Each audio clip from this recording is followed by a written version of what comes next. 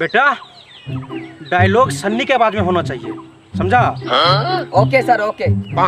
तो डायलॉग है, कसम गंगा मैया की सातों को साथ मारूंगा, एक साथ मारूंगा। समझ गया? कसम गंगा मैया की सातों को मारूंगा, एक साथ मारूंगा। रुक रुक रुक रुक रुक रुक रुक रुक बेटा, डायलॉग सन्नी लियोन के आवाज में नहीं, सन्नी देओल के आवाज में बोलना है। अच्छा ठीक है सर।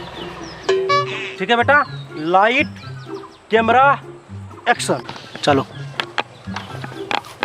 कसम गंगा मैया की सातों को साथ मारूंगा। रुक, कट कट। डायलॉग ऐसे बोला जाता है?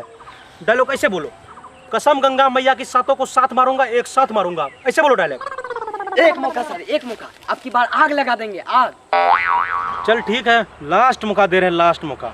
चल, लाइट कैमरा एक्शन। कसम गंगा मैया की सातों को साथ मारूंगा, एक।